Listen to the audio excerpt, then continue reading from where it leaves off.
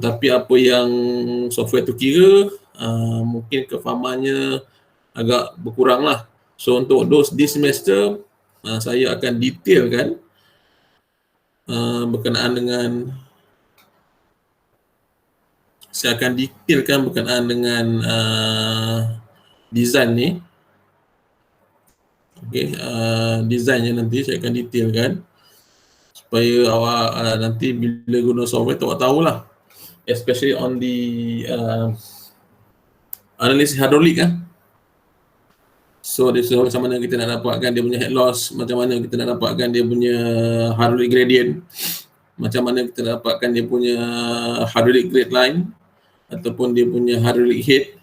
Benda-benda tu awak kena bagi perhatian lah kan. Kemudian macam mana kita nak dapatkan dia punya residual pressure, apa kita punya requirement untuk residual pressure supaya kita punya design tu lepas. Benda tu awak kena lihat nanti. Okay, so sebelum kita mula lecture, saya estimate lebih kurang previous 3 kelas sebelum ni lebih kurang sejam suku. So untuk hari ni saya estimate 11 suku, 12 suku habis lah. Okay, so hopefully boleh bagi perhatian lah. So kita verify dulu kita punya attendance. Okay, saya akan paparkan untuk awak verify punya attendance.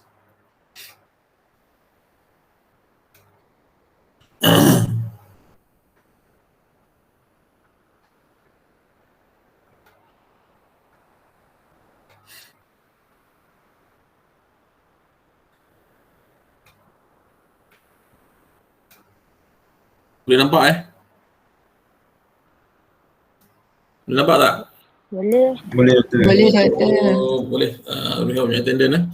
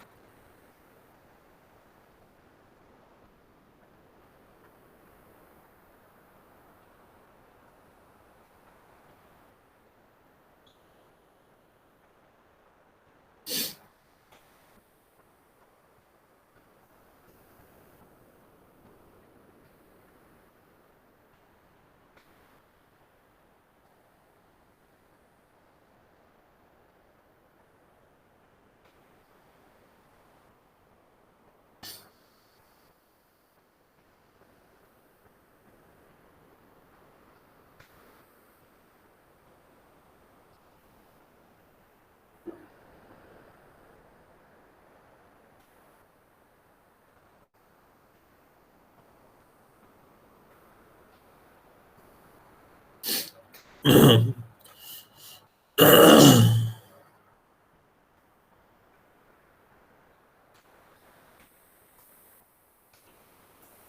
27 attend, ada 4 orang yang belum verify. So siapa yang tak boleh nak verify dia punya QR code ni, nanti just letak nama dalam chat box, nanti saya akan tandakan. Okey.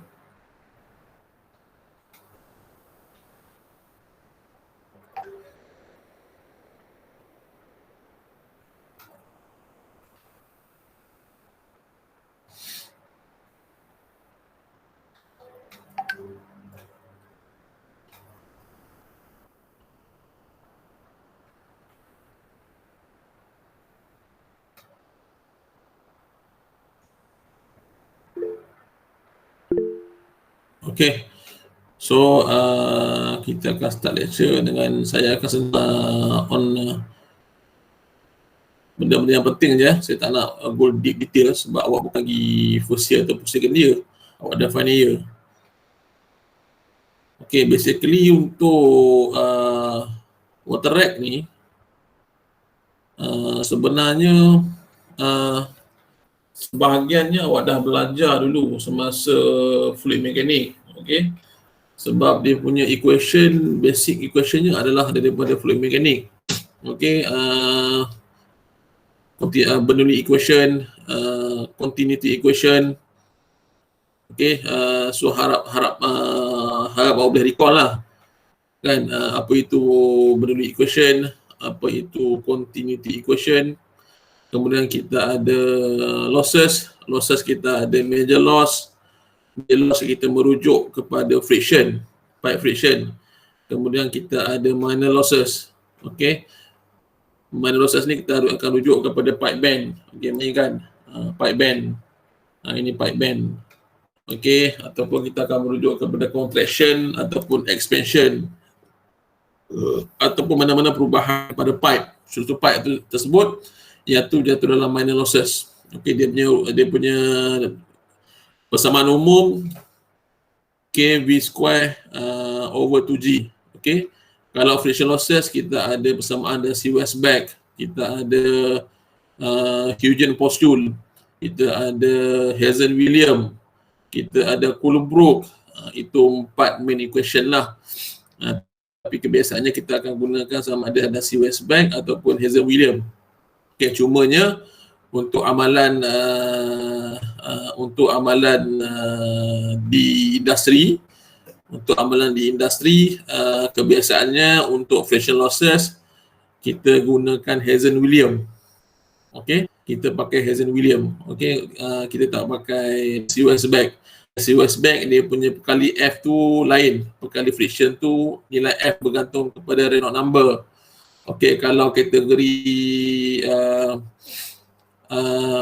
laminar flow, so dia terus kepada 64 over Reynolds number.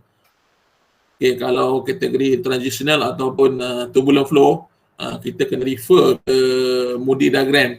Okay, saya harap awak ingat lagi lah Moody diagram. Lepas tu dia ada dia punya nilai E over D tu. U tu bergantung pada jenis pipe dan sebagainya. So benda-benda tu awak perlu recall. Okay, so saya tak perlu nak ajar balik, nak explain balik benda mula. Okay, cumanya kat sini saya nak kita nak apply all the knowledge untuk dalam design water supply. Okay, so saya akan gunakan slide daripada R. Abdul Aziz ni. Ini ni well known punya water supply designer di Malaysia. Dia kerja di Syabat sekarang ni. Ni dia buat talk di UiTM. Okay. So saya akan sentuh on the few things yang penting lah. Okay, so kalau kita tengok pada slide ni, sebenarnya untuk bekalan air ni kita letakkan di bawah tanggungjawab Kementerian Tenaga Teknologi dan Air, KETA. Okey, dulu KETA lah, ataupun Mester. Berubahnya Kementerian Alam Sekitar dengan Kementerian Air dan Sumber Alam, dia combinekan Kementerian Alam Sekitar dan Air dan Alam Sekitar jadi KASA. Okey, so dalam kereta ni kita ada satu Suruhanjaya yang panggil Suruhanjaya Raya Negara SPAN. SPAN inilah yang bertanggungjawab untuk memantau sistem bekalan air di Malaysia. Okey. Okay, dia sebagai satu badan yang induk yang mengawal SPAN ni. So SPAN ni dia ada keluarkan regulation, undang-undang. Okey. Dan juga dia keluarkan guideline untuk kita follow, untuk kita ikut dan kita jadikan sebagai design guideline. Okey, so saya akan tunjukkan, saya akan kongsikan SPAN punya design guideline. Okey. Ini adalah contoh, bukan contoh, ini adalah SPAN punya design guideline, salinan yang saya ada. Uniform Technical Guidelines, Water Reticulation and Plumbing. Okey, so yang ni mana-mana syarikat bekalan air dia akan pakai, dia akan gunakan SPAN punya guideline lah. Okey, dekat sini. So nanti kita akan go through this manual, mana-mana page yang kita akan rujuk untuk jadikan sebagai kita punya panduan, especially on the calculation of water demand. Okey. Kemudian di bawah SPAN dia ada syarikat bekalan air. Syarikat bekalan air mengikut negeri. Okey, mengikut negeri. Setiap negeri dia ada syarikat bekalan air. Kalau Perlis, JKR, Kedah, Sadar, syarikat air Darul Rahman, Pulau Pinang, PBA, PP, Perbanan Bekalan Air Pulau Pinang, Perak, Lembaga Air Perak, Syabas, syarikat air Selangor, tak silap saya. Kemudian Pahang, JBA, Pahang bukan JBA, Pahang sekarang adalah PAIP Pipe, Perbadanan Air Pahang. Kemudian Terengganu 1, Sains, syarikat air Negeri Sembilan, syarikat air Melaka Berhad, Johor SAJ, syarikat air Johor, Kelantan AKSB, air Kelantan Sembilan Berhad. Inilah syarikat air yang ada di setiap negeri. Okey, di syarikat air ni juga dia ada dia punya design guideline. Design guideline-nya berdasarkan kepada untuk water reticulation punya line. Okey, sebab kita ada dua. Satu transmission pipeline, satu lagi adalah reticulation pipeline. Okey. Transmission pipeline adalah daripada reservoir sehingga kepada central reservoir ataupun tangki utama dalam satu kawasan pembangunan. Contohnya daripada kita nak di UTHM kan ada satu tangki air, tangki yang besar tu kan. So daripada water treatment plant ke tangki air itu adalah transmission pipeline. Tangki air ke dalam bangunan dalam UTHM itu adalah reticulation pipeline. Itu bezanya lah. Sebab dia ada perbezaan dari segi dia punya design kriteria. Okay, especially on the terutamanya dari segi dia punya jenis pipe dan juga dia punya allowable velocity dalam pipeline tu. Okay, so tu yang perlu faham lah. Transmission pipeline dengan reticulation pipeline. Okay, dia ada diagram sebenarnya. Okay, macam saya masukkan tadi. Okay, daripada dam ataupun impounding reservoir, maksudnya dam lah.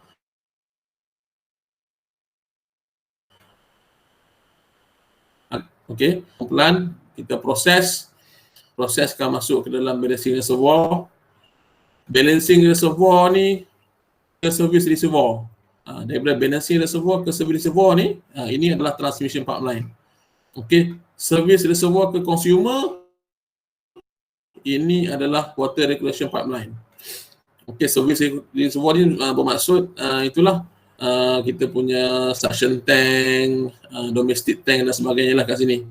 Okey, yang section yang ini adalah transmission pipeline. Selepas service reservoir ni, ini adalah untuk reticulation pipeline. Okey, ini maklumat asas yang orang perlu faham lah.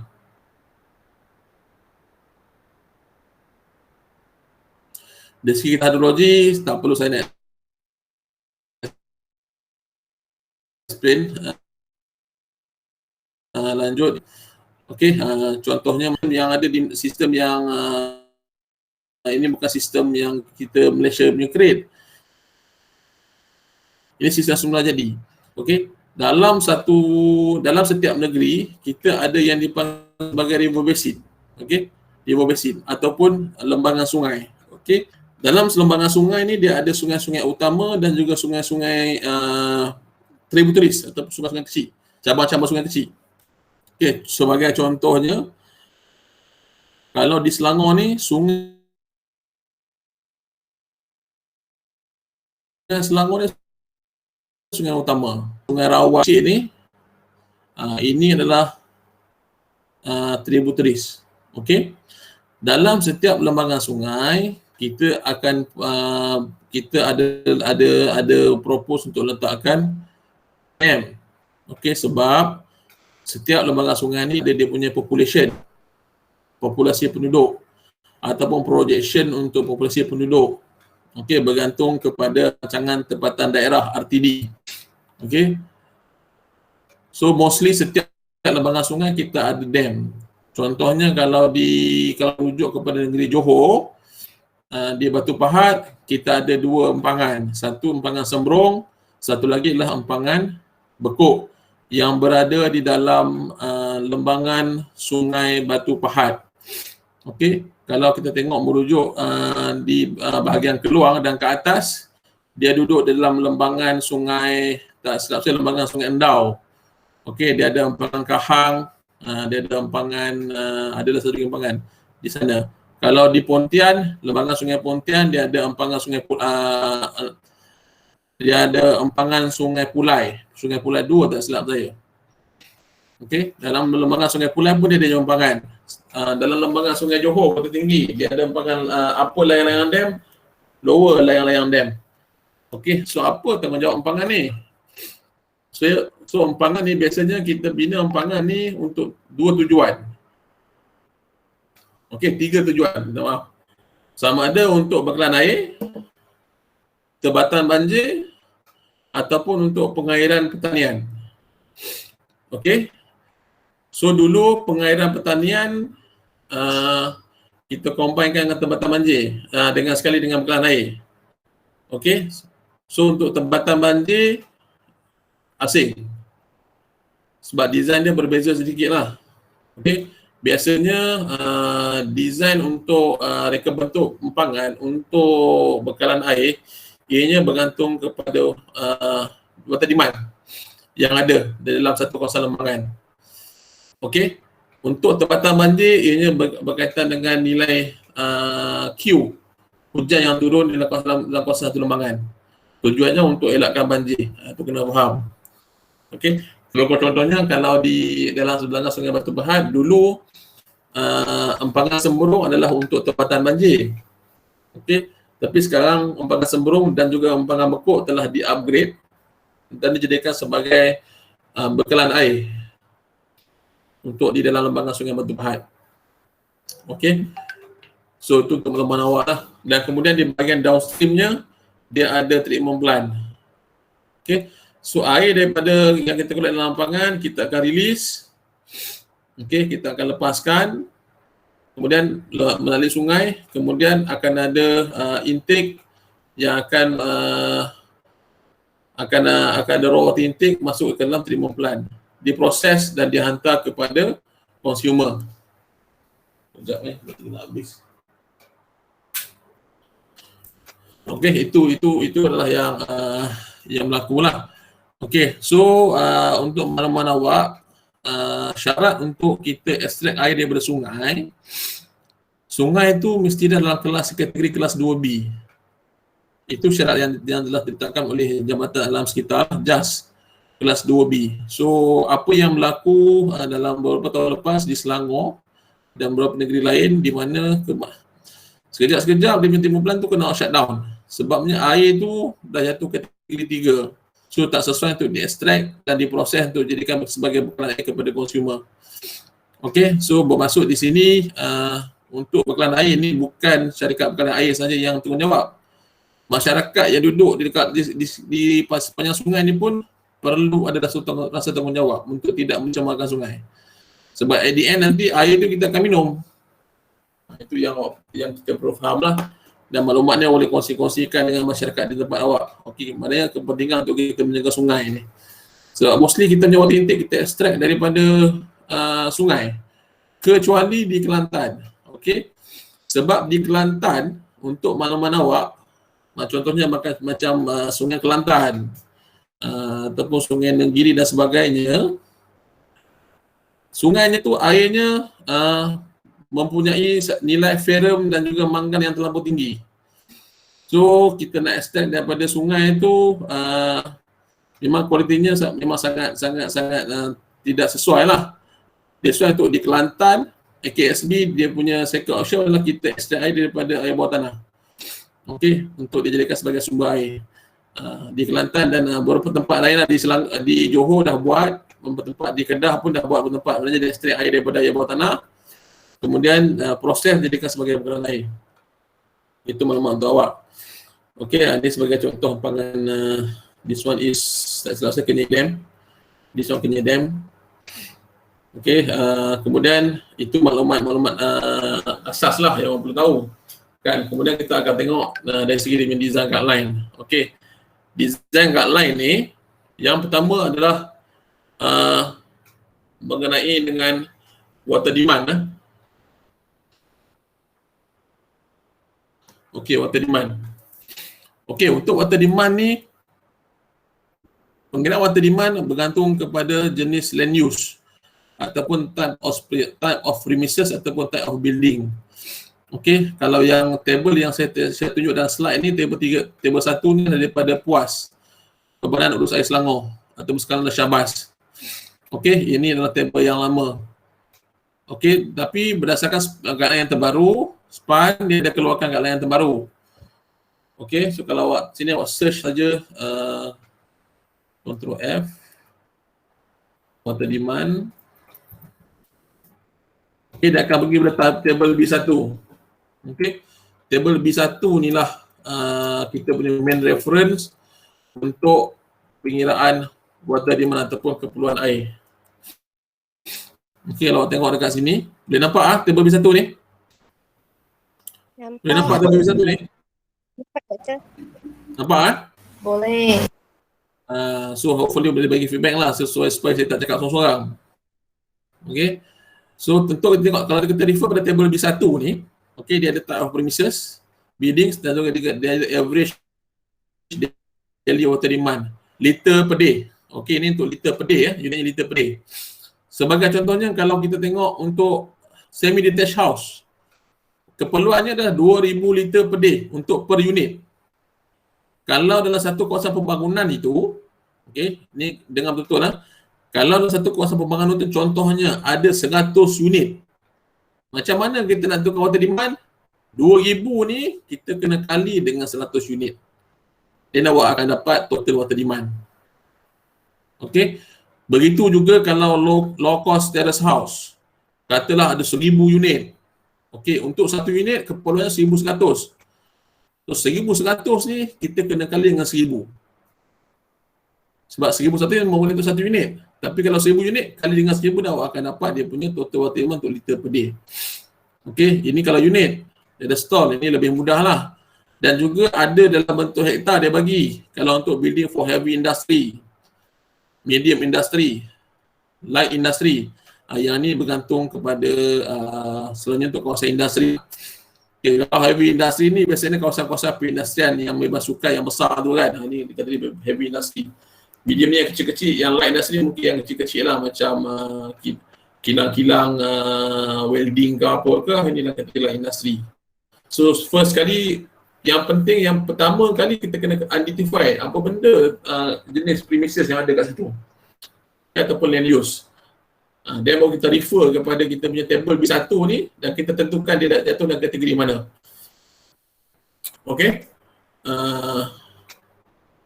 Ini kalau hektar, ada juga kalau office, kompleks, commercial, domestic uses. Commercial ni termasuk dengan inilah kalau ada dewan hall, community hall, buat community hall, community center atau ada shopping complex dan sebagainya, semua bawah kategori yang ini. Ini dia bagi nilai 1000 liter untuk setiap 100 meter square. Okey, so apa yang awak perlu dapatkan adalah awak perlu dapatkan keluasan bangunan. Okey, keluasan bangunan contohnya awak dapat 1000 meter square. Okey, 1000 meter square. Tetapi kat sini lah 1000 over 100 meter square. So maknanya 1 meter square adalah 10 liter. So 10 liter tu kali dengan 1000 akan dapat 10,000 liter per day. Itu contoh kiraannya lah.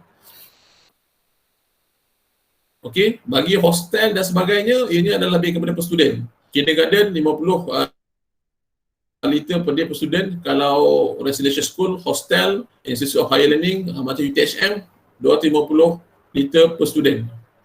Ini awak perlu lihat lah. Okey, macam untuk rumah-rumah ibadat, masjid, kuil, toko dan sebagainya 50 liter per person. Okey, ini adalah nilai-nilai yang kita perlu refer nanti.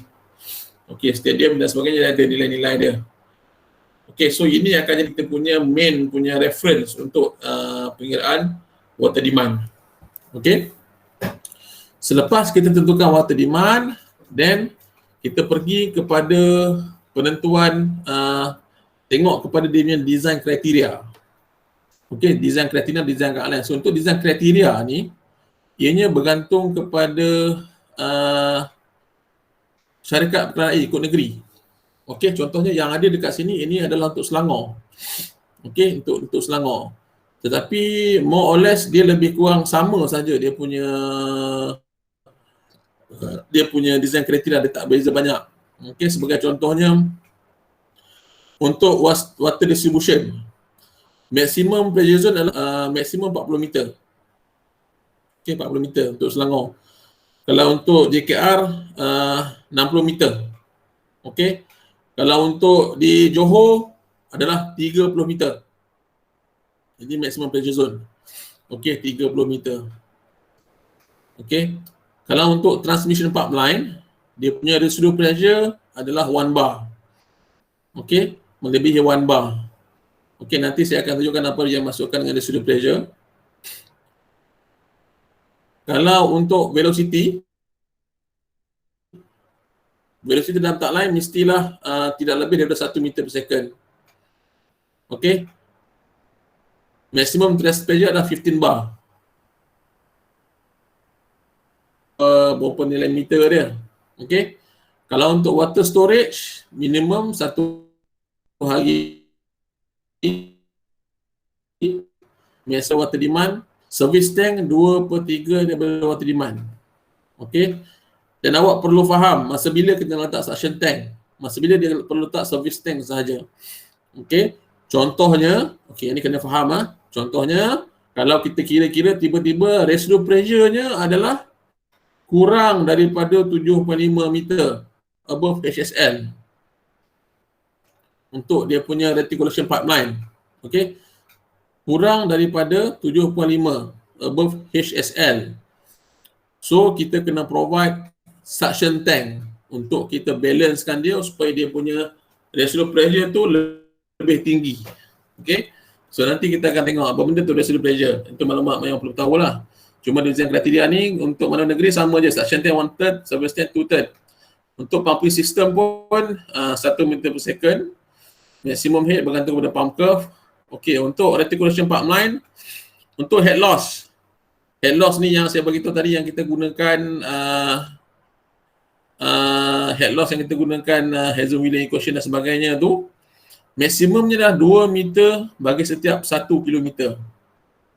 So maknanya kita kena pastikan kita punya head loss tu tak lebih daripada 2 meter for every 1 kilometer. Okay. Velocity-nya adalah 0.6 meter per second. Ini untuk velocity. 0.6 meter per second. Okay. Untuk residual pressure, mesti lebih besar daripada 7.5 meter above HSL. HSL adalah highest supply level. Okay. Kalau ada hydrant, fire hydrant atau pilih bomba, kita kena pastikan ianya melebihi 1 bar. 1 bar ni approximately lebih kurang dalam melebihi 7.5 meter. Okay, ini adalah requirement dia. Kalau minimum pressure system is 5 PSI ataupun 0.35 bar. Okay, semua pressure ni, ada residual pressure, hydrant pressure, apa semua ni, dia ada lokasi dia untuk kita dapatkan dengan pressure dalam sistem pipeline. Okay, kalau saya tunjuk slide yang first kali tadi, mula-mula sekali, yang ni kalau tengok pipe yang macam ni, tiba-tiba ada macam jambul ni, Ini adalah lokasi untuk kita test dia punya pressure test. Okey, ini adalah lokasi untuk buat pressure test yang ini. Okey, yang kedua selalunya kita buat pressure test pada lokasi air valve. Okey, dalam sistem pipeline dia ada tiga valve yang biasa. Dia ada air valve, ada sluice valve dan juga ada satu lagi scour valve. Nanti saya akan tunjuk dia punya simbol dia. Tak ada dalam slide ni. Okey, ini design requirement untuk Selangor. Kalau kita tengok design requirement untuk Johor, saya tunjuk contoh design. Ini betul punya design di Keluang ni, Jalan Jat Tausah, Sapuang Keluang untuk Anjur Reality.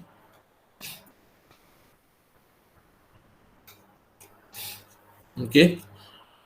Ini penggerak water demand.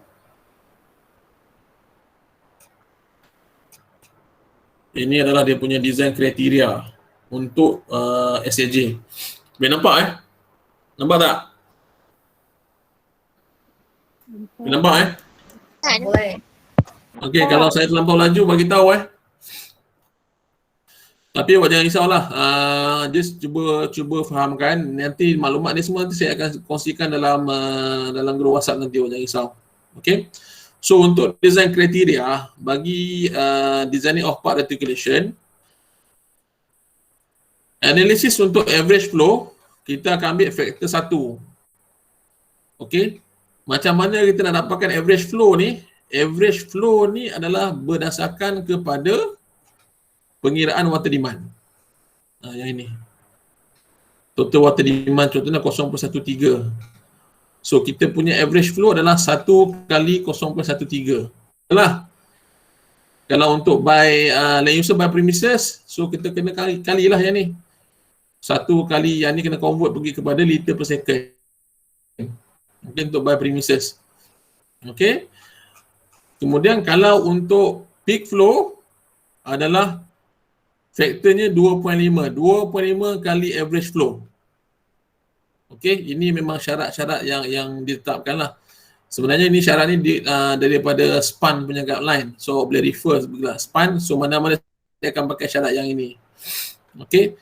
Kemudian kalau ada hydrant ataupun ada pilih bomba, kita kena tambah kita punya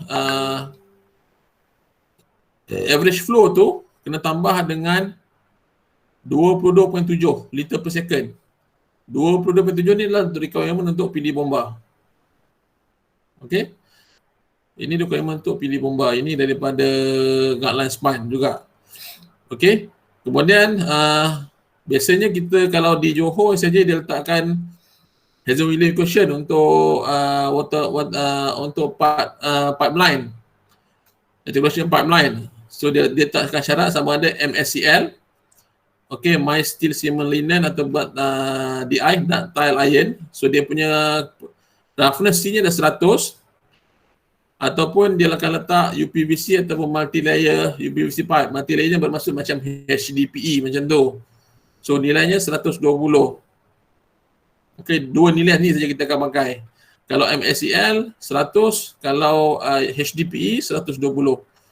Okey, untuk kita punya analisis nanti. Kemudian higher supply level untuk peak flow refer to TWL of internal water tank for landed properties bagi bangunan yang kurang dari 15 meter. Suction for high rise. Okey. So kalau penentuan HSL ni kita kena refer kepada top of water level TWL dalam internal water tank bagi bangunan yang tingginya kurang 15 meter dan juga suction tank bagi bangunan high rise. Okey. Nanti kita akan tengok apa benda HSL tu dan juga TWL. HSL untuk fire flow pula kita akan refer kepada platform level for landed properties and dan juga high rise. Okey, fire flow ni sebab kalau awak tengok mostly fire hydrant atau pilih bomba ada kat atas tanah.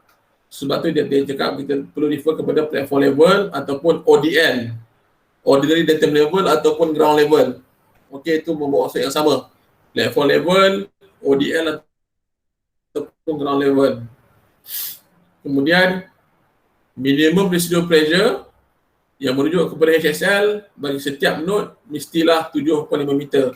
So means that perbezaan residual pressure bagi perbezaan antara dua node mestilah melebihi 7.5 meter ataupun bersama 75 meter dan ke atas lah. Okay, minimum allowable head loss dalam pipe due to friction 2 meter bagi setiap 1 km for peak flow. Kalau untuk fire flow adalah 15 meter bagi setiap 1 km. Okey, ini dia punya syarat guideline dia. Okey, kalau untuk convey flow water rate mestilah between 0.3 sehingga 2 meter per second. Okey, recommended adalah lebih kurang dalam 0.6 meter per second ke 1 meter. Okey, itu yang biasa kita buat lah. Kita limitkan hadkan ke 0.6 hingga 1 meter. Kenapa tak boleh kurang dari 0.6? Sebab kita tak nak nanti kalau ada keladak ataupun barang benda asing dia mendak dalam pipe yang akan menyebabkan pipe tersumbat. So that's why kita hadkan mesti lebih besar daripada 0.6. Okey, kenapa tak lebih daripada 2 meter per second? Sebab lebih bila terlampau laju dia akan mewujudkan tekanan yang tinggi. Okey, yang akan menyebabkan pipe tu burst. Itu kita cuba elakkan. So up to 1 meter per second ataupun maksimum 2 meter per second. Recommended adalah 0.6 sehingga 1. Okey. Kalau di Johor dia dah tetapkan untuk penetapan minimum size for pipe electrification dalam 200 mm. Okey, tapi yang ini pun bergantung kepada kawasan. Even sebenarnya kita boleh tentukan size dia.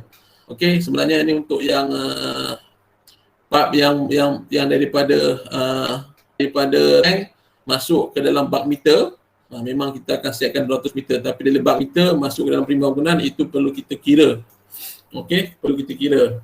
Tapi biasanya kita akan hadkan dalam 150 ke 200 mm. Okey. Ini juga maximum pressure 30 meter bagi di Johor. Dan semua water demand dan design kita follow uniform technical guideline for water rate dalam plumbing. Okey. So macam saya cakap tadi, analisis untuk pipe integration yang ni saya pakai loop, tapi untuk awak kita pakai software PipeNet. Okay, so before this awak just kena tahu pakai software saja, tapi tak tahu apa benda yang software kira. So untuk hari ni saya akan tunjukkan apa benda yang software tu kira. Okay, yang ni sebagai contohnya design guideline untuk Johor. Okay, so kalau awak tengok kat sini dia ada HSL, TWL, residual pressure. Okay, so apa benda term teknikal yang itu saya akan explainkan kepada awak. Okay,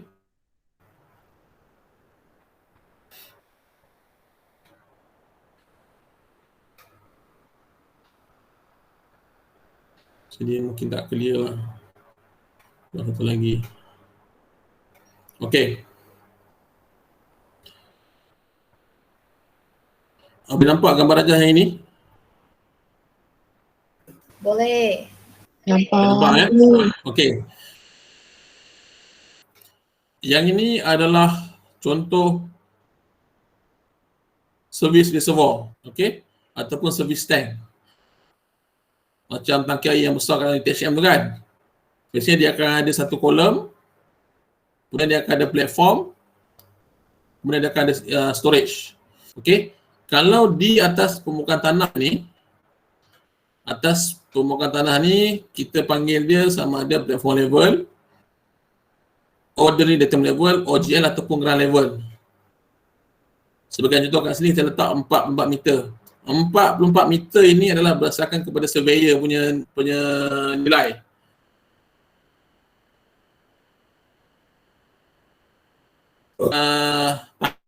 Tangki ini tingginya 10 meter.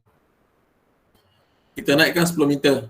So bahagian yang bawah ini kita takrifkan dia sebagai bottom water level, BWL. Okey, BWL. Maksimum air boleh disimpan kat sini adalah 2 meter. Okey. Sebenarnya tu 2 meter.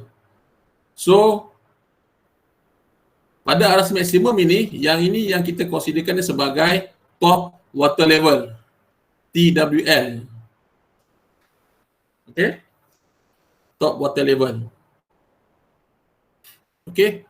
Untuk highest supply level HSL, kita boleh ambil kira bersamaan dengan TWL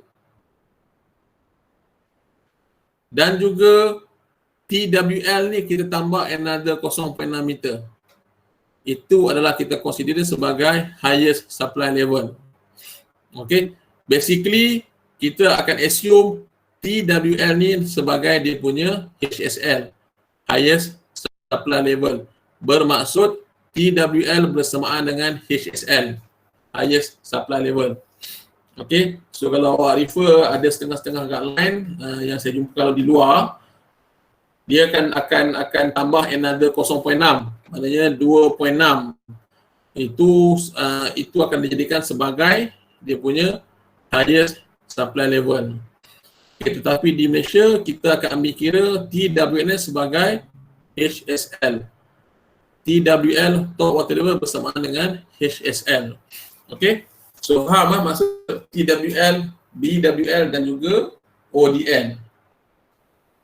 Clear? Faham? Faham. Okey, kalau faham kita akan tengok pula apa benda yang dimasukkan residual pressure. Kalau kita tengok dekat sini, mungkin awak tak faham kot. Awak tak apa. Okey, saya tunjuk yang bawah ni.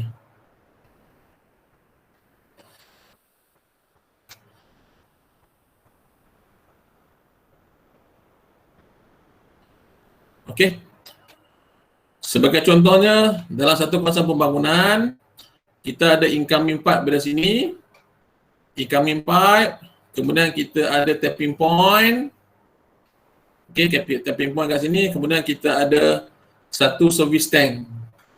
Okey, satu service tank. Dan service tank ni ke guard house. Kemudian ke office 3, office nombor 2, office nombor 1 dan juga kepada open standard punya building. Dia ada 1, 2, 3, 4, 5 type of building. Kita consider sebagai tapping point adalah satu node nombor 1. Yang ini node sebenarnya bila tapping point dia akan masuk ke dalam bak meter. Okey. Bak meter sebagai node nombor 2. Kemudian dia akan masuk dalam guard house node nombor 3. Ini node nombor 4, node nombor 5, node nombor 6, node nombor 7. Okey, yang dimasukkan dengan residual pressure, bila kita analisis, setiap node ni dia ada dia punya HSL, higher supply level. Okey, perbezaan antara dua node ni, HSL pada node 3 dan node 4 ni, mestilah melebihi daripada 7.5 meter. Itu yang dimasukkan dengan residual pressure. Okey, sebab kita nak make sure supaya air tu dia boleh sampai ke ujung. Kalau sini dah tak cukup 7.5 meter, memang sini pun tak sampai, sini pun tak sampai. So kita kena pastikan yang ini mesti sampai 7.5 meter. Okey, perbezaan bagi setiap residual pressure ni. Dan benda ni semua kita akan design dan kita akan semak lah. Kita akan calculate, kita akan semak. Kalau kata tak cukup, for example, kita kira sini okey, sini okey, sini okey. Tiba-tiba dekat sini tak okey. Dia punya perbezaan HSL kat sini 6 meter saja. So, bila 6 meter dekat sini, sebelum masuk bak meter ni nanti, kita kena provide satu suction tank untuk naikkan dia punya pressure. Okey. Biasanya suction tank kita akan letak atas tanah. Okey. Yang ni yang typical punya drawing lah. Kalau saya tunjukkan drawing yang sebenar. Okey, macam contohnya ni kan.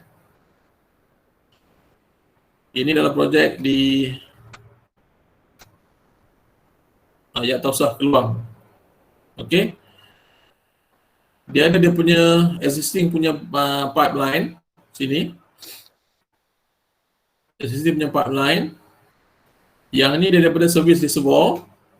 Okey. Daripada service reservoir 200 meter. Kemudian dia ada sluice valve.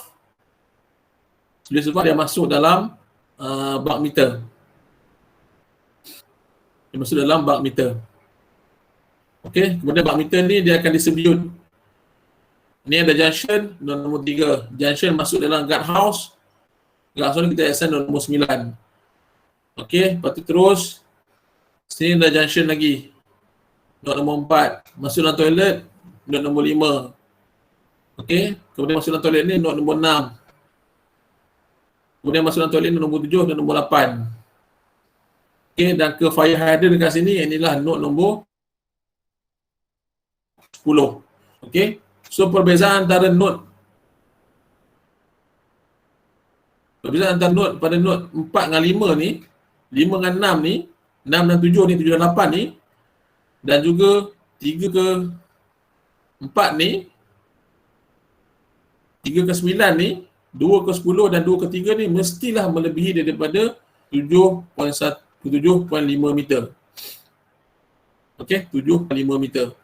Kalau kata tak cukup, so kita kena provide sama ada pump ataupun kita kena provide suction tank. Okey, itu maklumat utama yang awak perlu tahulah. First kali awak kena tahulah nak locate kat mana node-node ni. Okey, macam saya beritahu tadi, first kali tapping point kena letak sebagai node 1, kemudian ada sluice valve. Pergi ke node 2, masuk dalam bulk meter. Dalam bulk meter dia akan distribute kepada bangunan. Internal storage, guard house, fire hydrant, toilet dan sebagainya. Nah, ini yang awak perlu tahu buat dulu. Okey. Kalau ada 10 premises, ada 10 node lah keseluruhannya. Kalau ada 20 premises, 20 node lah keseluruhannya awak kena buat. Okey. Yang dikatakan minimum size tu adalah yang ni. Daripada service reservoir masuk ke dalam kawasan bangunan. Inilah minimumnya lah 200 mm. Okey. Dalam ni sebolehnya kita maintainkan syarat 200 mm. Akan tetapi kita boleh calculate berdasarkan kepada kita punya water demand.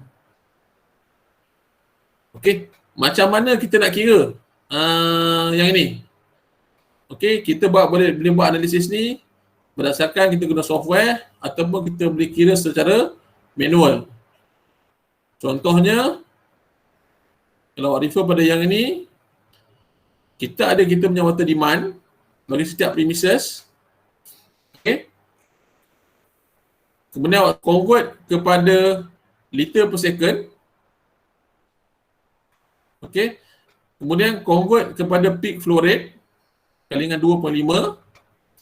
Okey. Kemudian awak akan dapat satu nilai Q.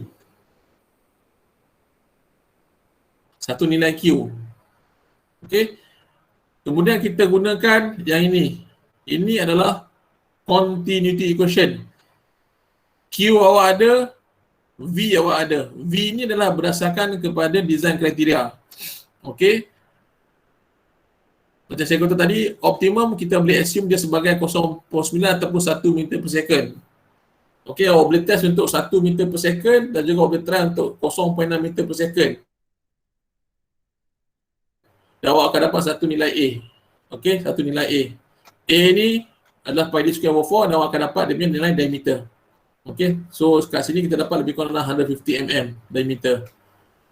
Okey, ini macam mana kita nak dapatkan dia punya size pipe. Okey. So yang ni tak ada dalam nota slide lah. Ini semua dalam design. So awak boleh ambil gambar, boleh snap pictures dan sebagainya. Okay. Yang benda ni nanti saya akan sharekan dengan awak. Awak jangan risau. Okey, yang penting awak perlu gunakan yang ni. Awak tahu dia punya Q daripada water demand dan awak assume dia punya V sama ada 0.6 ataupun 1, kemudian dapatkan nilai A dan awak akan dapat nilai D.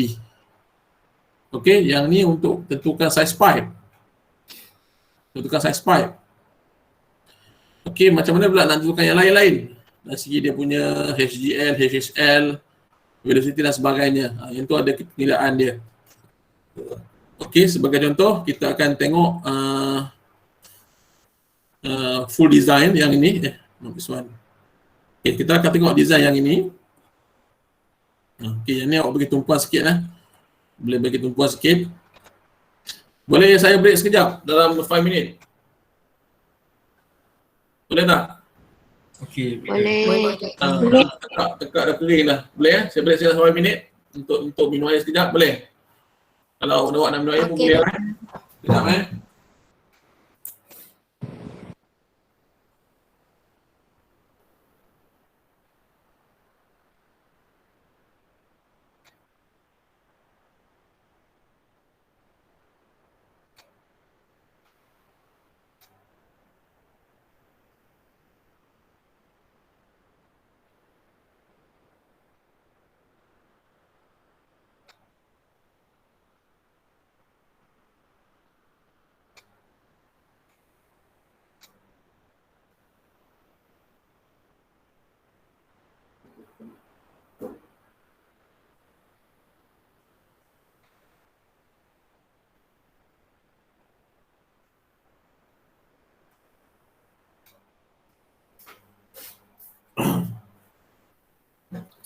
Okey. So ini awak bagi tumpuan lah sebab ini akan masuk kepada detail tentang calculation lah dan juga analisis. Okey, bila kita dapat satu projek pembangunan ataupun projek pembangunan bekalan air, kan, kemudian kita akan mohon macam ni lah, Dynamic Urus Engineering Services ni adalah konsultan member saya. So saya attach dekat sini lah, saya banyak buat design untuk dia, bantu dia. Ini company ni, konsultan ni ada di Skudai. Siapa orang Johor yang nak buat LI dan sebagainya, bolehlah datang konsultan ni. Okay, mostly dia punya pekerja dekat konsultan ni adalah external UTHM. Semua saya tarik masuk kepada konsultan kawan saya ni. Okay, itu selingan lah. Okay, apabila kita dapat satu projek bekalan air, okay, first kali kita kena tentukan dia punya water demand. Okay, sebelum water demand adalah kita kena mohon yang dipanggil sebagai kebenaran merancang. Okay, KM. Okay, Building Plan Approval. Yang ni contohnya lah. Ini adalah kebenaran merancang telah diberikan. Ini dia punya surat dia. Contohnya kan. Ini. Okay, bilangan 1, SAJ sekian-sekian. Ini adalah kebenaran merancang yang kita mohon. So, kita kena submit, macam saya bagi tahu dalam awak tadi, untuk earthwork kita kena submit dia punya location plan. Kemudian kita kena submit punya key plan. Dan juga kita kena mesti pada pelan bangunan. Okay, selepas dapat KM, kemudian kita kena calculate dia punya water demand. Okay. So, untuk projek yang ini adalah dia punya example drawing dia. Okay. Ini adalah location plan. Ini adalah dia punya key plan. Okay, ini adalah dia punya site plan. Okay. Dia ada bangunan baru, dia nak upgrade. Ni open shaded area, yang ni office 2 story dekat open shaded. Kemudian dia ada guard house. Kemudian dia ada office 1, office 2, office 3. So yang ni awak bear in mind lah, yang ni dia punya office adalah di luar daripada bangunan lah. Okay, so kalau dalam bangunan dia lain. Sebab dalam bangunan nanti, contohnya kalau office ni 3 tingkat. So dalam bangunan mungkin toiletnya pada tingkat yang kedua. So nanti dia punya perbezaan, dia punya ada perbezaan pada dia punya TWL dan HSL. Mesti tambah dengan tinggi bangunan. Mungkin macam saya explain tadi kan. Macam yang ni mungkin dia punya toilet all landed, mungkin bangunannya mungkin tinggi lebih kurang dalam 2 meter atau 3 meter saja.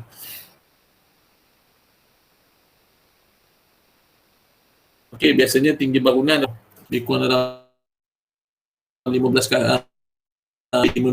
meter lah tinggi setiap bangunan. Okey, itu untuk makluman awak lah. Okey. So ini contoh dia punya drawing lah. Dan kita tahu dia ada dia punya bangunan-bangunan dan kita kena calculate dia punya water demand. So kat sini untuk guard house, okey, guard house kita kira kat situ memang dalam kita punya, kalau kita buka dalam kita punya guard line, dia tak ada nyatakan guard house. Ada guard house? Tak ada kan? Okay, kalau tak ada, kita boleh gunakan untuk consider as sebagai domestic usage. So kita kira dia punya luas kawasan kan, kalau kita proratekan dengan per 100 meter square. Sebagai contohnya yang ini, luas kawasan guard house tu 200 meter square. So 1 meter square bersama dengan 10 liter. So kali dengan 201, so akan dapat 210 liter per day. Begitu juga untuk office 1, 2, 3, open shaded, light industry. Okey, yang ini kita refer pada table yang ini. Light industry, bidding for light industry. Light industry workshop, 1,500 per unit. Okey, 1,500 per unit yang ini. Okey, dan kita calculate kan. Office 2 story. Kemudian kita dapat totalnya adalah 10,900 liter per day. So yang ini kita convertkan kepada liter per second. Macam mana dapatkan convert liter per second ni? Tahu tak?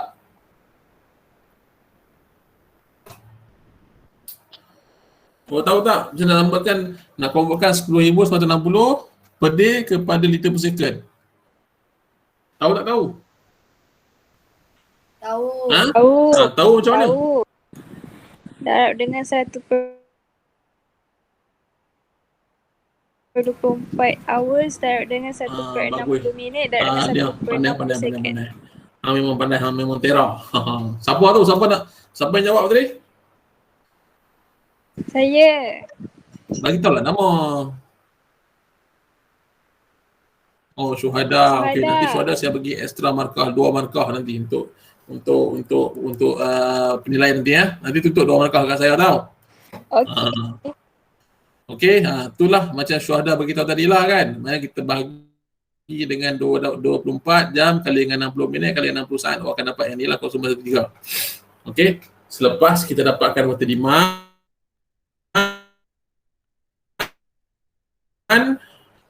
kemudian kita kena kira dia punya available pressure. Okey, available pressure. Macam mana kita nak kira available pressure ni? First kali kita kena dapatkan pressure test. Ni, pressure test saya highlight color hitam ni.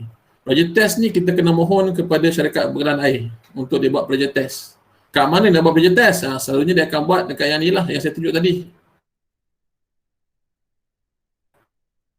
Kalau tengok pada slide yang ni, kat point sini dia akan buat pressure test. Ataupun dia akan buat pada sluice valve. Air valve. Okey.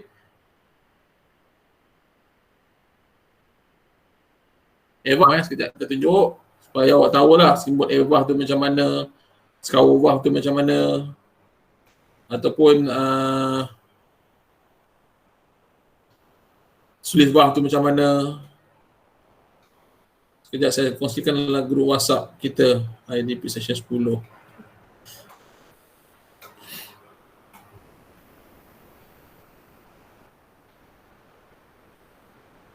Okey, saya dah masukkan sebagai contoh, ini adalah contoh bug meter. Kalau untuk air valve, scour valve semua gambarnya ada. Sekejap saya cuba dapatkan supaya awak tahulah kat mana benda-benda tu.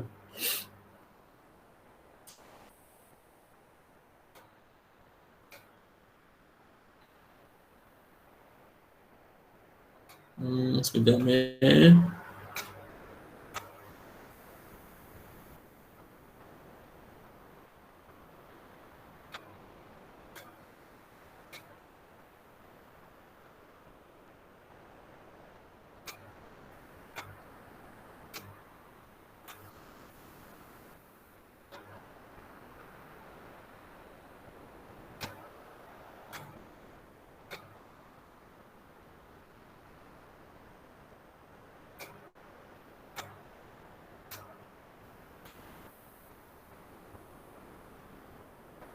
okey. Kita cuba buka tengok macam mana rupa air valve tu.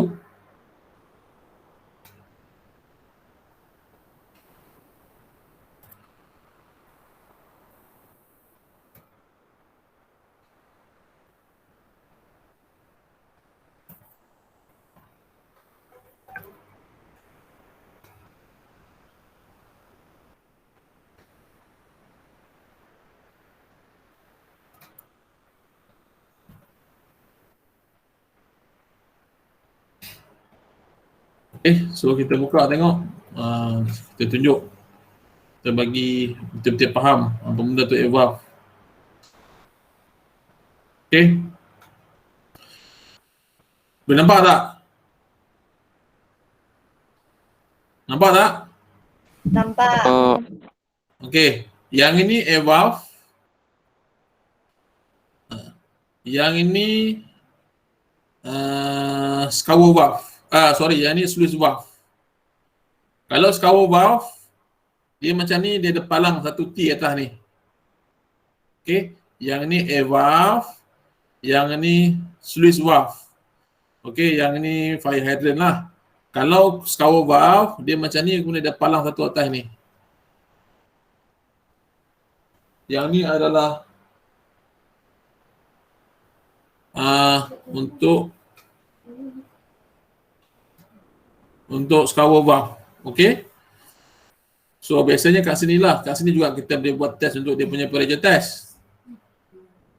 Okey. Yalah, betul lah. Aku sudah faham.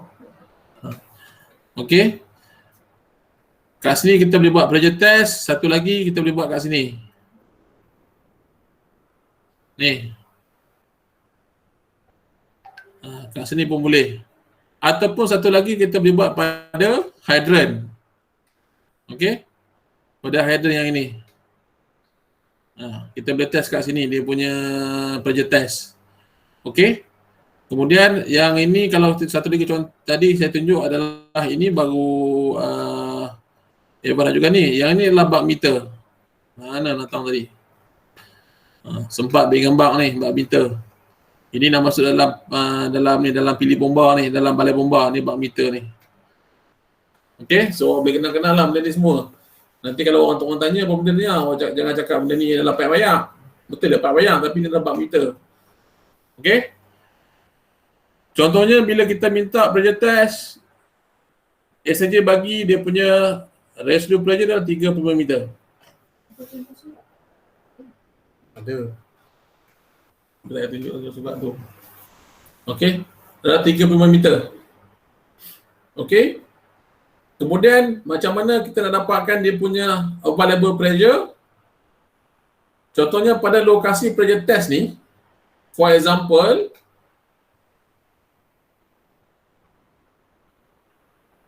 dekat sini, dekat fire hydrant ni, kita test dia punya residual pressure 35 meter. Okey. Kemudian ground level kat sini adalah 42 meter. 42 meter. Okey.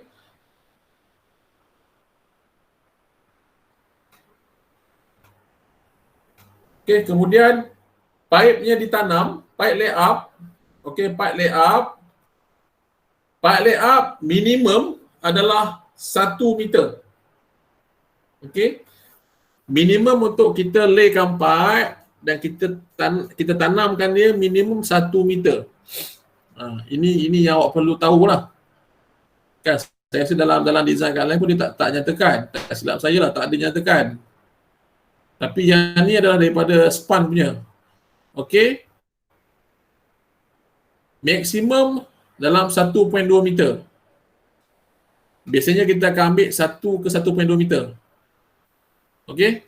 So kat sini kita ambil 1.2 meter. Kita lay pipe dalam tanah, kita tanam dia 1 hingga 1.2 meter. Ground level kita tolak dengan kedalaman tanah tu yang kita tanam pipe tu. So kita dapat 40.80 meter. Available pressure pada titik pressure test tu, residual pressure tambah dengan ground level. So kita dapat 75.80. Okey. Yang ini adalah available pressure pada lokasi pressure test. Kemudian step yang kedua adalah kita perlu dapatkan available pressure pada location of proposed connection point. Okey. Ini location of pressure test. Yang ini adalah location of connection point. Apa maksud yang ini?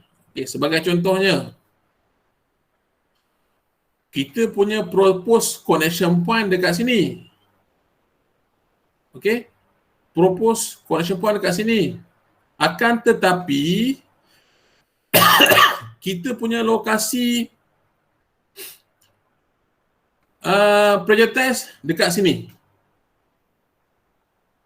Dekat point sini. Dekat sini. Okey. Ini lokasi proposed tee off ataupun proposed tapping point. Sini lokasi adalah pressure test. So kita perlu dapatkan tadi available pressure dekat sini kita dah dapatkan. Tetapi kita juga perlu dapatkan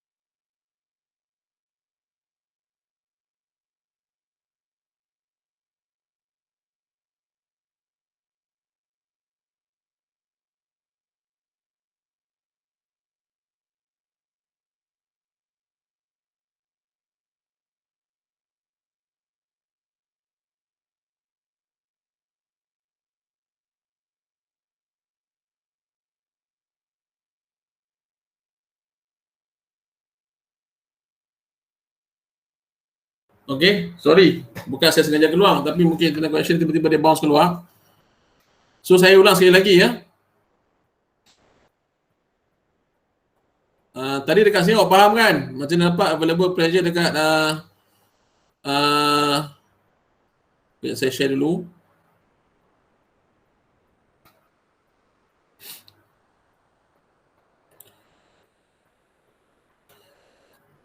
Dekat sini awak faham kan? Macam mana dapat available pressure dekat lokasi pressure test. Ini clear?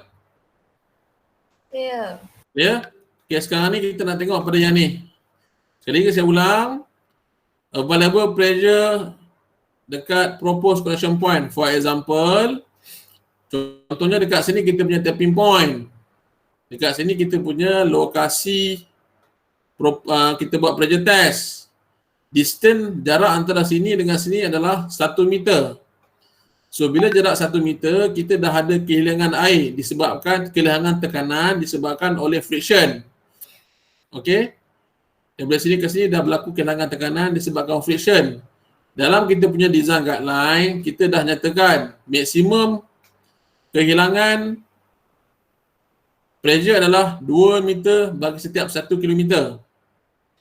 Okey. So macam mana kita nak tentukan kita punya available pressure dekat lokasi proposed connection point. Contohnya distance dekat sini ke sini lah 1 meter. So 2 meter tu kita kali dengan 1 meter, 1 kilometer. So kita dapat dia punya kehilangan lah 2 meter. Kemudian available pressure-nya, available pressure dekat pressure test tolak dengan 2 meter. So yang ini adalah kita punya available pressure dekat connection point. Katakanlah kita punya distance proposed connection point dengan pressure test adalah for example 300 meter. 300 meter bersamaan dengan 0.3 km. So di sini 0.3 kali dengan 2. So akan dapat 0.6. Available pressure dekat pressure dekat pressure test point tolak dengan kehilangan pressure dekat proposed connection point. Contohnya ini 75.8 tolak 0.6 dan awak akan dapat satu nilai yang bagulah. For example lah. So kat sini awak boleh dapatkan dia punya available pressure dekat connection point. So boleh faham yang ni? Clear? Clear. Okay. Kalau clear, kemudian kita nak tentukan nilai Q. Nilai Q pada setiap jenis bangunan. Okay, contohnya dekat sini open shaded and office floor. Okay, kat mana yang ni? Kalau kita buka drawing yang ni, ini adalah pada note nombor 4.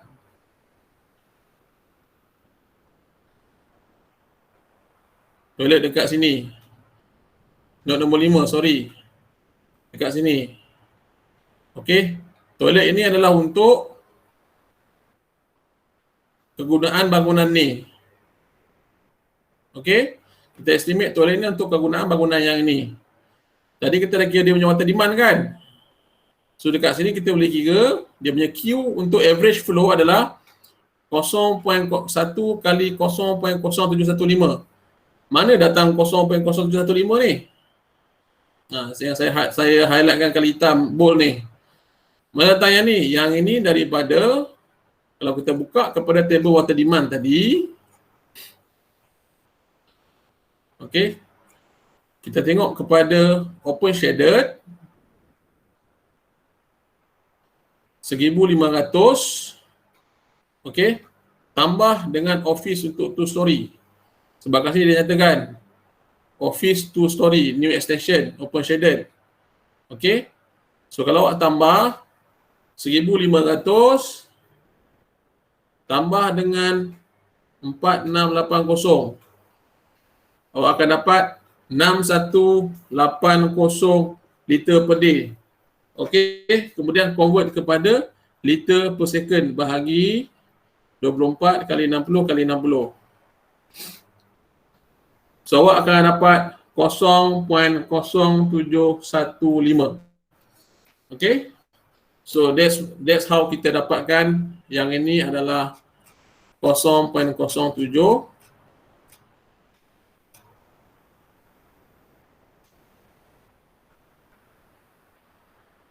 0.0715. Okey. Untuk peak flow, average flow kali dengan 2.5. So kita akan dapat lebih kurang 0.18. Kemudian kita calculate untuk toilet for office nombor 1. Untuk peak average flow juga peak flow. Kemudian office 2, toilet untuk office 2, average flow dan peak flow. Office 3, average flow dan juga peak flow. Guard house, average flow dengan peak flow. Kemudian kita calculate untuk fire hydrant. Okey, untuk fire hydrant average flow kita tambah dengan 22. Average ni adalah total water demand. Okey, yang ni adalah total water demand. Okey, yang kat sini. Yang ni total water demand tambah dengan 22.7 liter per second. So kita dapat 22.83 liter per second. Yang ini untuk fire hydrant. Okey.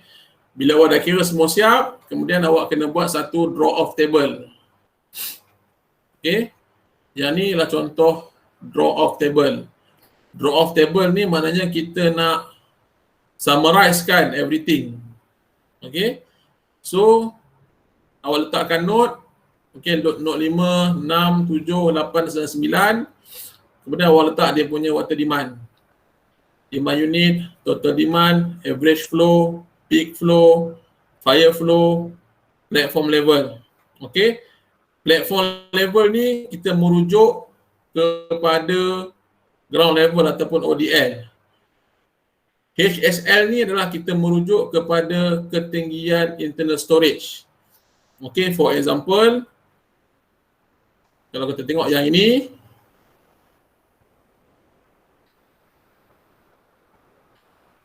okey, HSL untuk open shaded. Okey, dia punya platform level dah 43.2 meter. Okey, open shaded 43.2 meter. Okey. Kemudian tangki dalam bangunan tu mesti dah ke atas. Tangkinya di atas. Duduk ke atas kat bumbung ni. Okey. So daripada platform level sehingga ke dia punya top water level, tingginya adalah 4.8 meter. That's why kalau kita tengok dekat sini, dia punya HSL adalah 4.8 meter. Okey. So 43.2 tambah 4.8 meter, awak akan dapat 48 meter untuk HSL ataupun top water level. Okay, yang ini awak kena rujuk kepada pelang bangunan.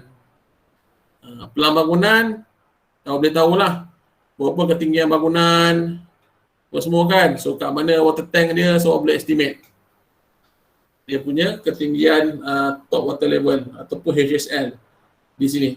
Okey, untuk penentuan HSL. Macam tu kat sini, office one story 4.8 meter. Ini pun sama juga 4.8 meter. So sebab tu saya kata kebiasaan kalau bangunan satu tingkat, tingginya mesti lebih kurang dalam 15 kaki. 15 kaki lebih kurang dalam 4.8 meter ke 5 meter. Sesuai kat sini kita tambah HSL-nya adalah kepada 4.8 meter. Okey? Itu kita dapat HSL. So, tetapi kenapa awak tengok dekat fire hydrant ni, platform level dengan HSL-nya sama? Sebab fire hydrant dia tak duduk dalam bangunan. Fire hydrant dia duduk atas tanah. Kalau ada fire hose reel, yang itu dia duduk dalam bangunan. Kena tengok dekat mana dia duduk, tingkat berapa. Dan kita kena dapatkan dia punya HSL yang baru. Okey. So draw off table ni menjadi kita punya sumber rujukan utama untuk kita buat analisis nanti. Apa analisis nak buat? Analisis hidrolik kita kena buat untuk average flow, peak flow dan juga fire flow. Okey. Dia punya kaedah calculation sama. Tapi saya akan tunjuk example satu lah. Okey, for example, kita tengok kepada yang ini, kita buat peak flow. Nilai Q-nya peak flow. Okey. 0.32. Kalau kita tengok pada drop off table tadi, yang ini, okey. So pada node nombor 2 0.32 sebab maksimum. Node nombor 5 0.08.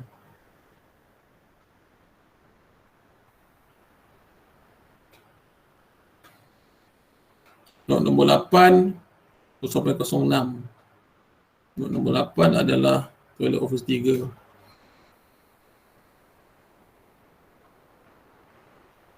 Sampai 06.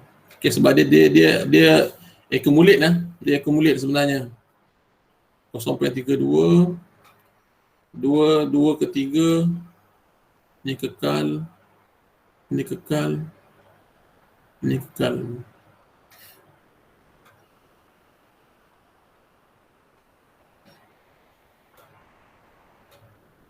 Okey, so nilai liter per second ni, ini kita refer kepada yang ini. Table yang ini. Okey, table yang ini. Okey, yang ni kena hati-hati, kena tengok juga dia punya lokasi node tu kat mana. Okey, lokasi node kat mana. Maksimum adalah 0.316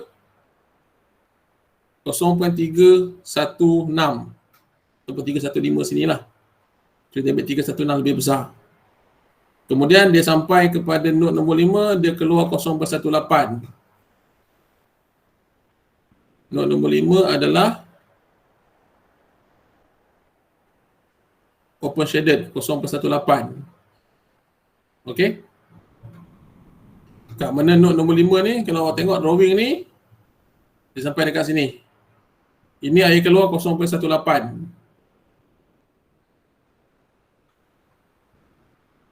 Kalau tengok kat sini, node nombor 6 0.025. Ini berdasarkan kepada kita punya drop off table tadi. Node nombor 6 toilet adalah office 1.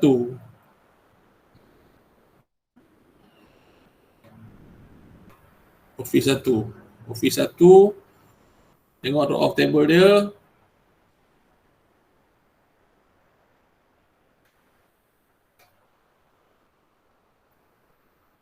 (0.02) 0.025 ni 0.0225. Dia betul 0.023 ni kat sini. Okey, dan begitu seterus sampai habis. Okey, so untuk dekat sini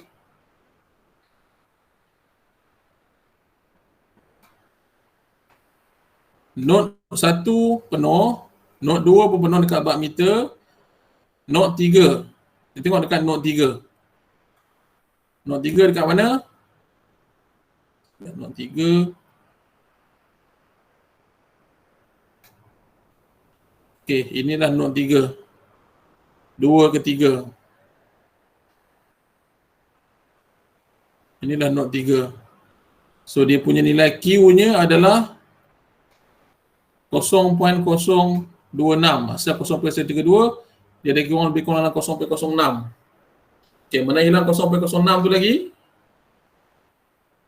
Tengok bila kita draw off table. Ini adalah air tu sebahagiannya dah masuk ke dalam guard house. Okey. Masuk ke dalam guard house. Kita tengok kat sini. Note kat sini kita kena tolak dengan air yang masuk ke dalam guard house 0.06. Okey, 0.06 dekat sini. That's why dekat sini dia punya nilai flow aja 0.26. Kemudian sampai dekat node nombor 4 pun sama juga. Node nombor 4 dekat sini tak ada kehilangan air. Air tak keluar mana-mana. Okey, sampai node nombor 5 air keluar untuk open shaded dan juga light industry. Kalau kita tengok open shaded dan juga light industry, yang ini adalah 0.18. So means dekat sini 0.26 tolak 0.18, tinggal 0.08. Okey. Kemudian tengok pada node nombor 6. Node nombor 6 air keluar, node nombor 6 air keluar 0.02. 3. So kat sini 0.08 tolak 0.023 dan begitu seterusnya.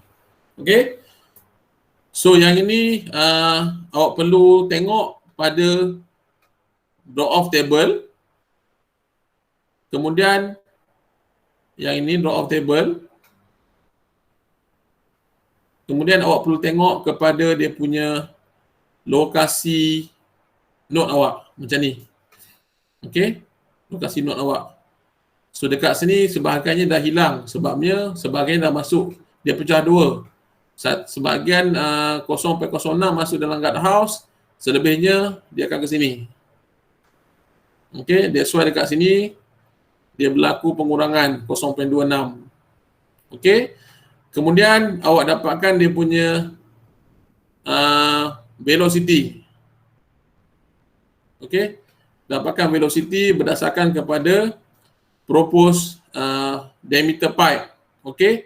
Andai kata, sebab ini kita pakai software. Software mana kita boleh masuk apa jenis pipe, dia akan tolong calculate kan. Andai kata kita tak ada diameter pipe ni, macam mana kita nak buat? So macam saya maklumkan tadi, untuk water rag, velocity ni awak assume dia sebagai 0.6, minimum 0.6 meter per second, maksimum 1 meter per second. Awak kira semula dan awak dapatkan balik diameter yang ini. Okey, sebab yang ni daripada software. Mana kita masuk dia punya pipe diameter ni, kita just try. So dia dapat value yang ni lah.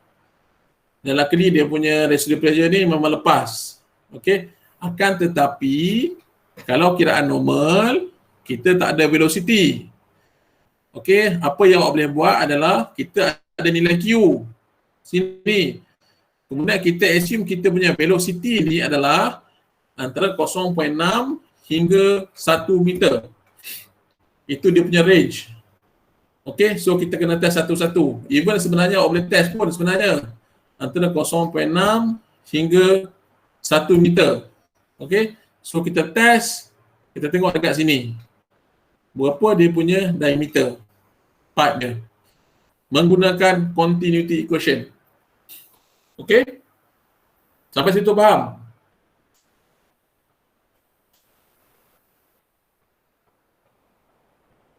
Sampai situ awak faham? Clear? Faham lah? Dah makin layu dah. Sikit lagi ni. Okey? Kemudian kita dapatkan dia punya head loss. For example, head loss yang ini kita gunakan Hazen-Williams equation. Ini adalah Hazen-Williams equation. 10.65 kali Q kuasa 1/5 kali L bahagi C kuasa 1/5 kali D 4.87. Okey. So for example untuk yang ini kita dapatkanlah dia punya head loss berapa. Awak boleh cuba kira lah. Okey, dia punya velocity mestilah Q-nya mestilah dalam bentuk meter cube per second. So maknanya 0.32 bahagi dengan 1000 liter per meter cube, orang akan dapat 0.00032. Kuasa Q-nya kuasa 1.85. Okey. Kemudian awak kali dengan panjang pipe. Panjang pipe adalah 14.43. Kemudian kali dengan 10.65. Okey. Awak bahagi dengan nilai C 120 kuasa 1.85 yang ini. 120 kuasa 1.85. Okey. Kemudian bahagi dengan nilai D dalam bentuk meter kuasa 4.87. 0.00063 kuasa 4.87. Dan awak akan dapat satu nilai head loss dekat sini. Okey. 0.005. Okey? Begitu juga untuk yang lain-lain. Untuk kiraan head loss kat sini ataupun hydraulic gradient M/km ni, okey, apa yang awak perlu buat adalah kita tahu syaratnya adalah maksimum 2 meter bagi setiap 1 kilometer. Sekarang ni kita punya head loss adalah 0.005. 0.005 ni awak bahagi dengan panjang pipe, awak kali dengan 1000. Okey? 0.005 bahagi dengan panjang pipe kali dengan 1000. Dan awak akan dapat 0.35 kat sini.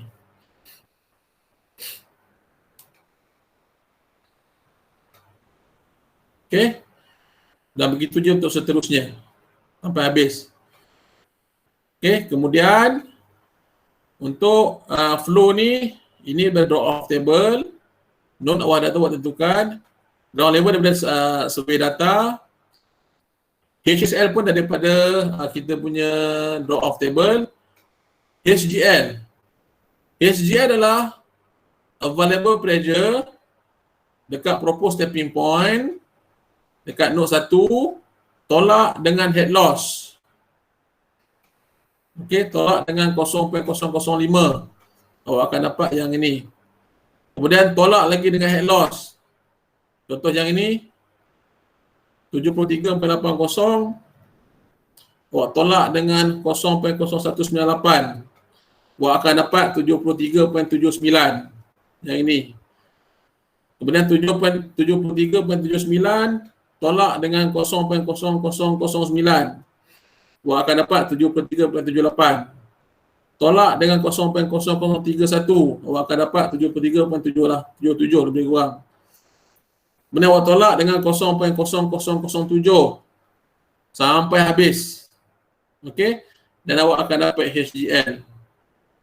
Untuk residual pressure adalah nilai HGL ni awak tolak dengan HSL. Sebagai contoh yang ini 73.8 tolak 42.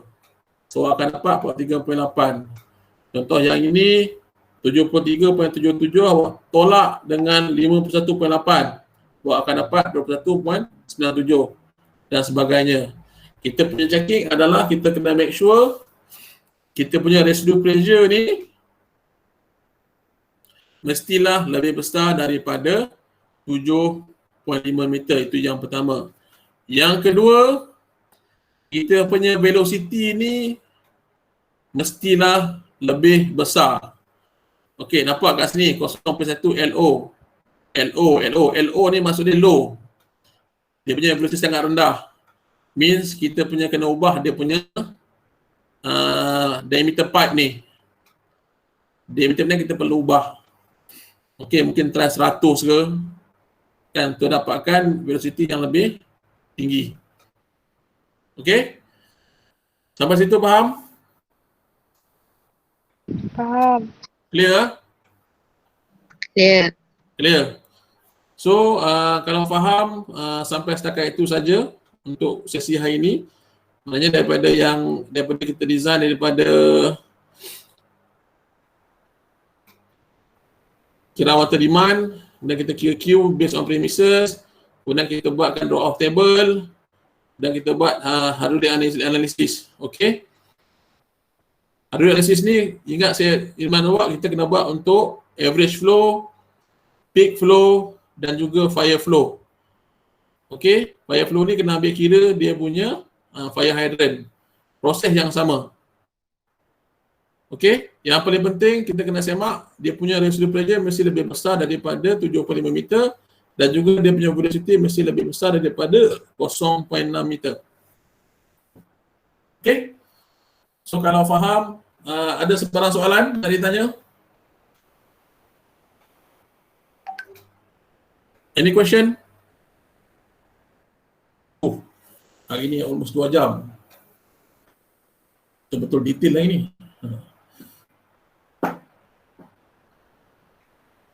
Ada soalan adanya? Tak ada soalan? Tak ada rasanya. Ada, okey. So kalau tak ada, terima kasih banyak for your time untuk masa yang diluangkan. So selepas ni awak boleh cuba design untuk awak punya kawasan. Okey. So nanti kita boleh semak sama-sama. Okey, kalau ada sebarang soalan, sebarang pertanyaan boleh tanya saya. Nanti all the notes dan juga all the materials, contoh report, contoh design calculation semua saya akan share dalam grup WhatsApp. Contoh drawing yang terlibat, so boleh refer nanti. Okay, so terima kasih banyak-banyak. InsyaAllah kalau ada soalan boleh kontak saya. Assalamualaikum dan salam sejahtera. Terima kasih, Dr.